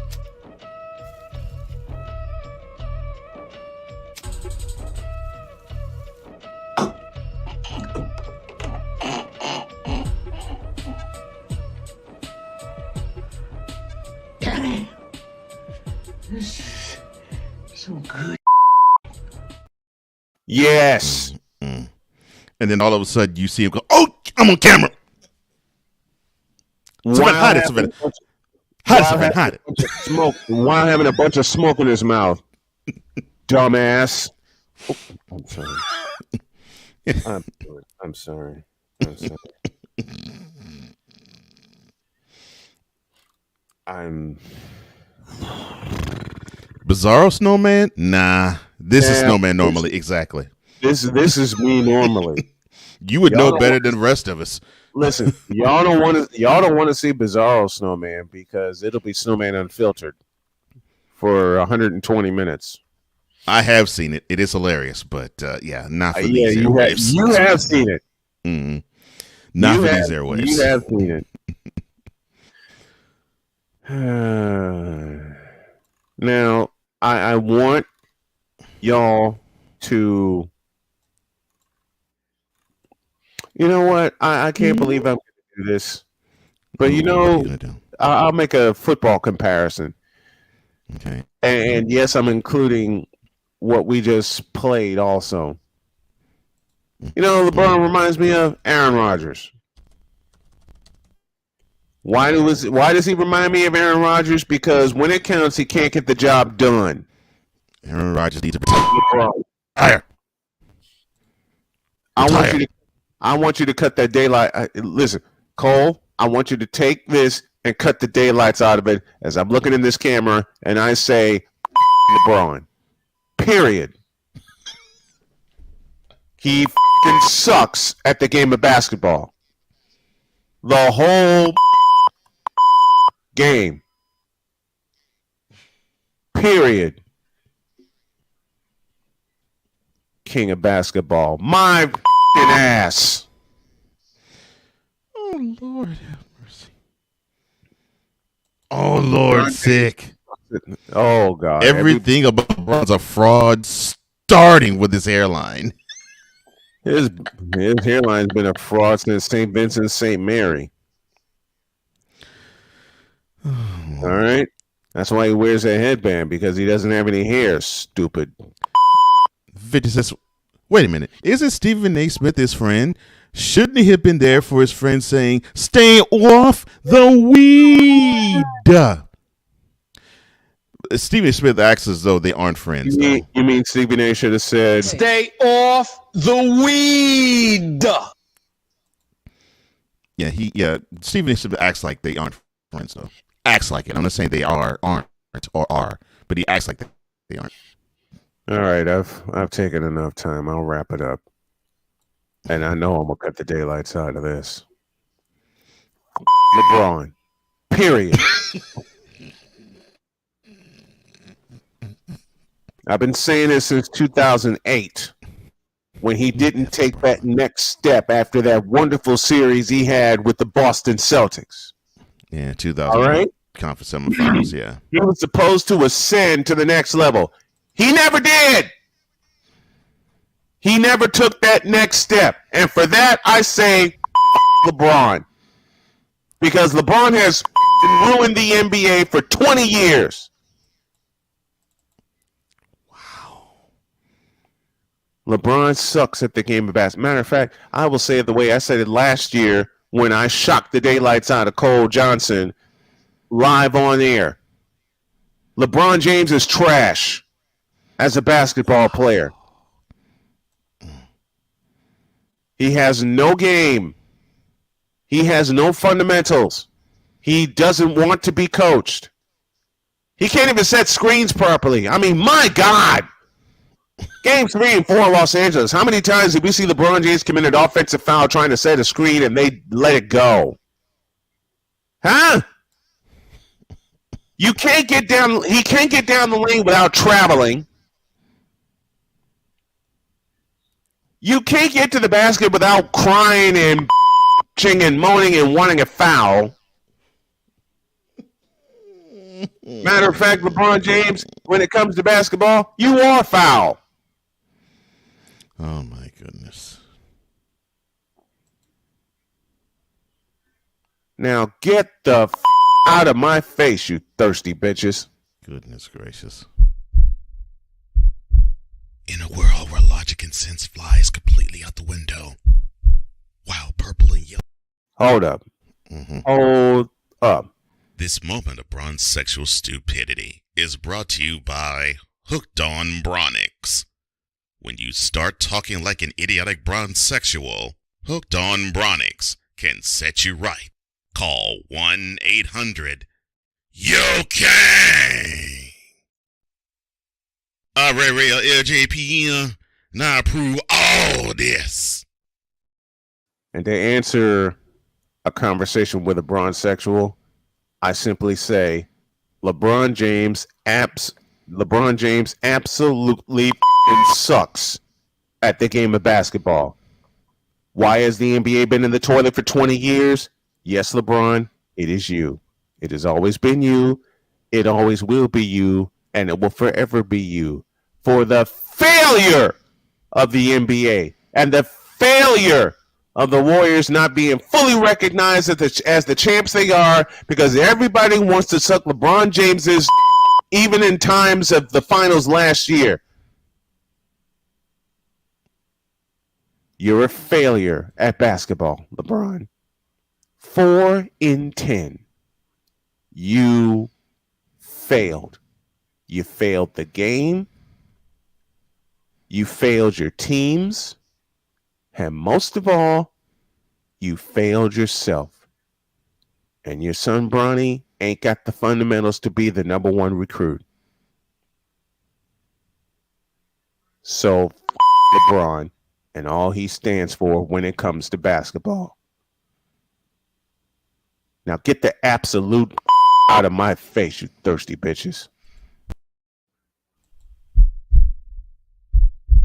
In a world where logic and sense flies completely out the window, while purple and yellow glasses are donned, rises a figure who encourages ridiculous, undying loyalty.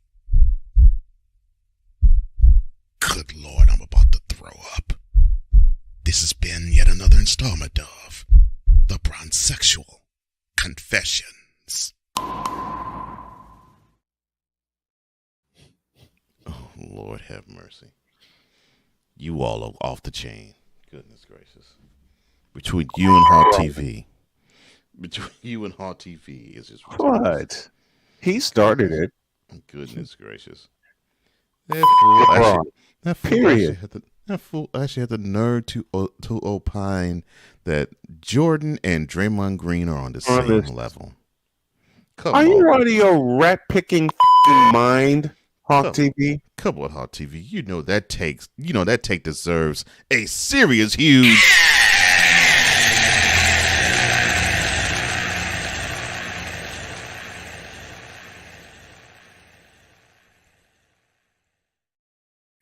And I was trying not to play that. No. You know what that take deserves? Ready? And pull! Trash! Oh, Lord have mercy. You can't make this up when it comes to Bronsexuals. You sure can't. When you introduced me to that segment during Cole Sports, I could not stop laughing. I just couldn't stop laughing. And then they started coming after my ass. No, I bet they did. Because I said he's fundamentally flawed. Mm-hmm. You know, and I said he's not good at the game of basketball. And I also said he's not even in my top 250. Oh, when I said that, they came after me. Oh, of course they did. And it's not, I've said it more than once. Mm-hmm. I've said it more than once. He's not in my top 250. LeBron. Period. In my 40 years of watching basketball, I've seen 250 better players, at least, that are better than LeBron. All right? I don't even have to say Bernard King. I don't even have to say James Worthy. I don't even have to say Larry Bird or Scottie Pippen. I say Tom Chambers or Jack Sigma, and these people come after me. Well, they were better. They were fundamentally sound.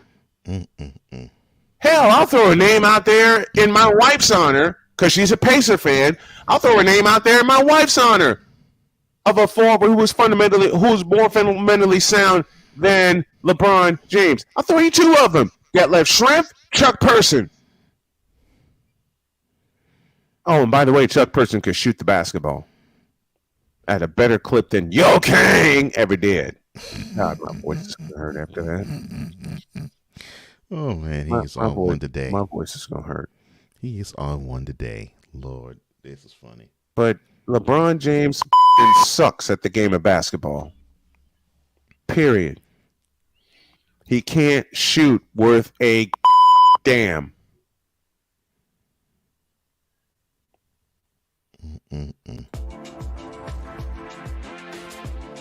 LJPN is sponsored by HoFacts. Before she hoe, and you gotta know, tell her to show me the HoFacts. Ray Ray Center will not be televised at this time, so that we can bring to you the following special presentation from LJPN.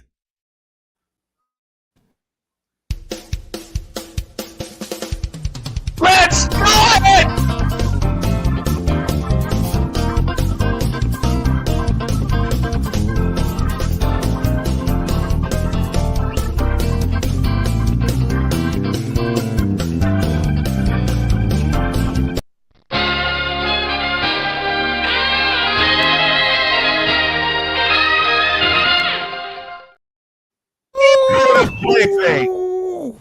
Ray, the Laker. He pulled a play action fake on us. Laker. Laker. Oh. Laker. Laker. Whoa, man. This moment of Bronsexual stupidity is brought to you by Hooked on Bronix. When you start talking like an idiotic Bronsexual, Hooked on Bronix can set you right. Call 1-800-YO-KANG. Real LJPN, now approve all this. I approve all of what I see. The Laker they took care of the gorilla, and now they took care of the warrior. Yay!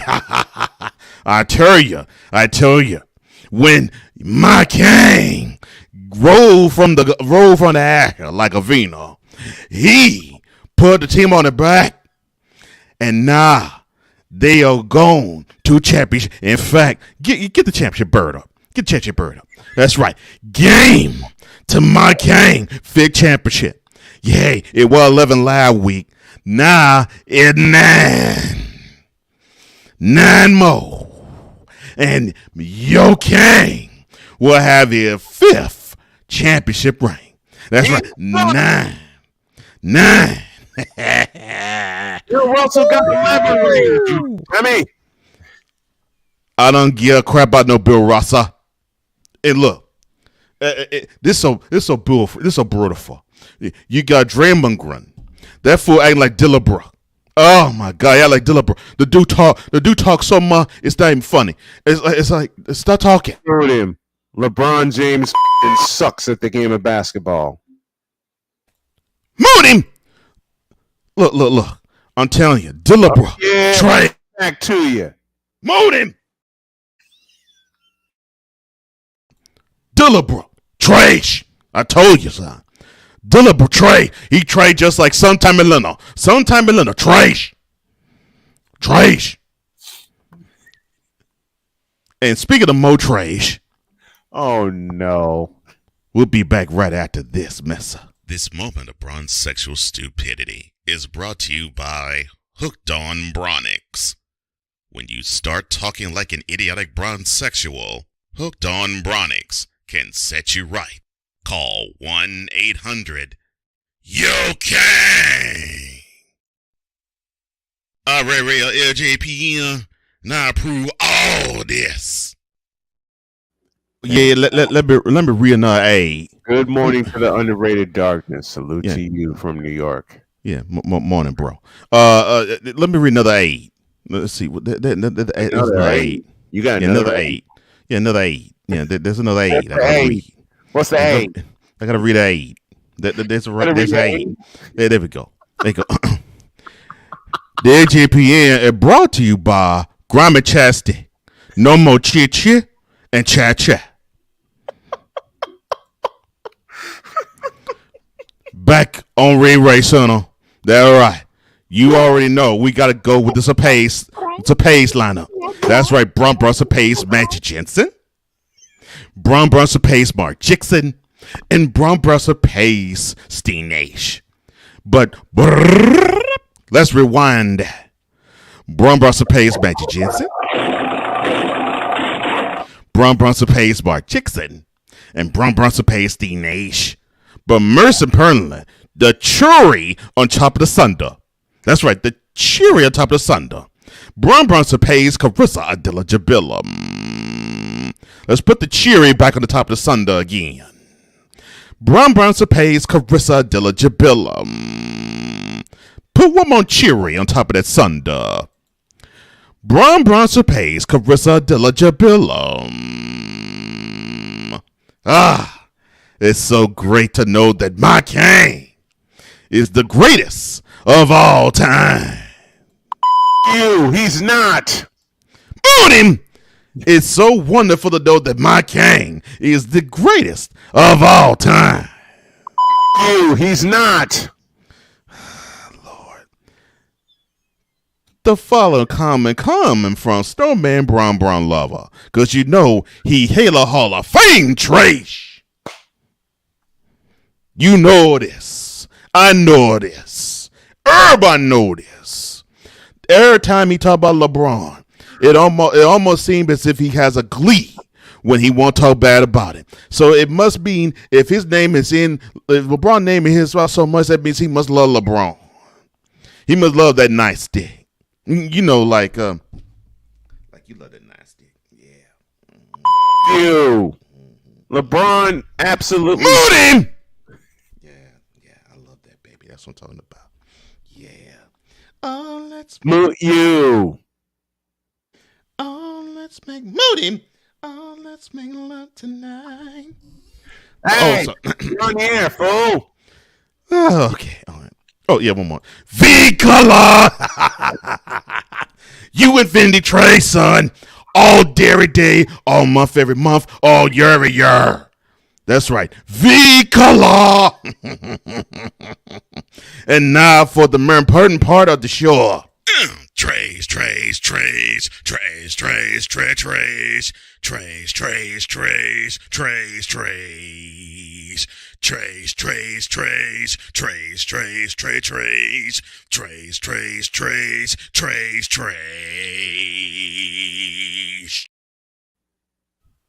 LJPN brought to you by Kangway Therapy. Looking for a better narcissist? Try Kangway Therapy. A licensed professional trained to make a more selfish person. Try Kangway Therapy. And look, Vicola, I ain't no 5-day-old chicken fat trash. Yes, you are. You, sir, are infinity trash. And speaking of trash, Larry Bird, trash since the year 1956. We already see Bill Russell early in the program, but trash when he faced the sun, trash when he faced the center of the earth. Wave high to the devil firmament, Bill Russell. Shaquille O'Neal called a trash. Big Mama don't appear in no more show, even inside the NBA. Honk your labor room, trash. This is the only gentleman on the list, but he's still trash compared to my king. T. Tucker trash. No, find the Karima. Please find it. Will Chamber comma trash. 20,000 hole, please, sucker. Dr. Ja trash. You know, more and more of them clip with the effort I love, but the game is trash. Toby Joe the Clone trash. Vanessa, baby girl, the number. Hit me up with it. Jen Staten trash. White Bird can't play. You already know. Come on, let's the trash. Step in my room. Cause I got a 12-year-old in there, babe. I'm sorry. Michael Jordan trash. Trash is 100. Trash is the whistle. Kyrita Urban T trash. Running third team in his career. Sucker. Stephanie Curry trash. That was a great pass you threw out of bind Monday night. That was beautiful. That was beautiful basketball, son. Kevin Nappyhead trash. Brush that bird. Bird is beads all over the place. Nickelback Yoda trash. Good job angering up for Son's owner. Y'all attention couple trash. You supposed to be better than that. Where the buck at? Where the buck's at? Jar Binks trash. You ain't as trash as Dillabrook, but you're very close to it. Look at Donkey trash. How basketball Euro, son? Basketball Euro must be really good. Donna Bigelow trash. You lost to a Garber Nick, and the Nick going down to Garber Heat. That's sad, son. And then Dane Cent, not dollar, not quarter, not dime, not nickel, cent trash. And that concludes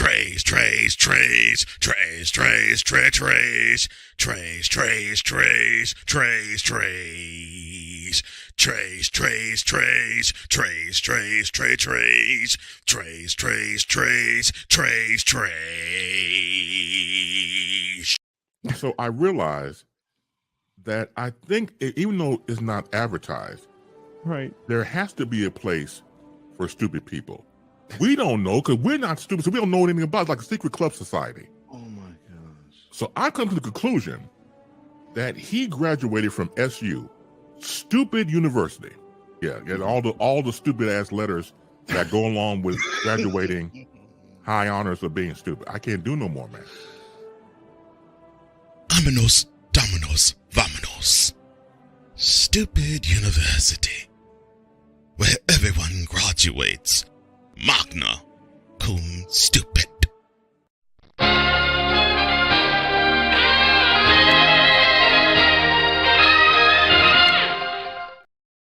I swear this is one of the best 15-minute breaks I've ever had. Man. You are a nut.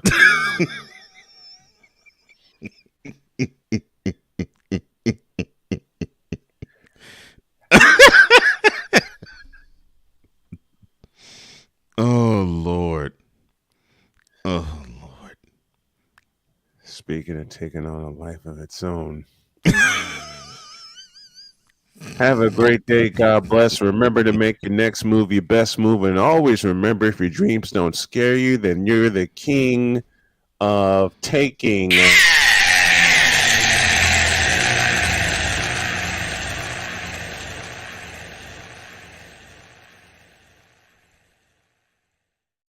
Programming note: 2 p.m. today, I believe. Mentality makes its weekly premiere, and you will see the replay of that on Snowman Multimedia beginning at 10 p.m. tonight. This afternoon, Ty Collins, the voice of the top-ranked Wake Forest Demon Deacons, will join me after a 14-4 win last night over UNC Greensboro.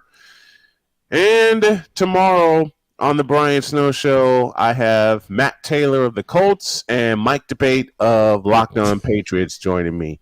We are, you're absolutely foul and you know it. We are out of here. See y'all tomorrow. I got Victor talking Ebonics. That's the price right there. That's the prize right there. This planet has been great to me. It's given me gifts that I can't even explain. It's given me adventures and memories I'll never forget. And Battleborn, I think, has given me the opportunity to go beyond and give something back. How can I be a better custodian to this planet and the place I live? That's where I am with Battleborn. Let's make the planet a better place.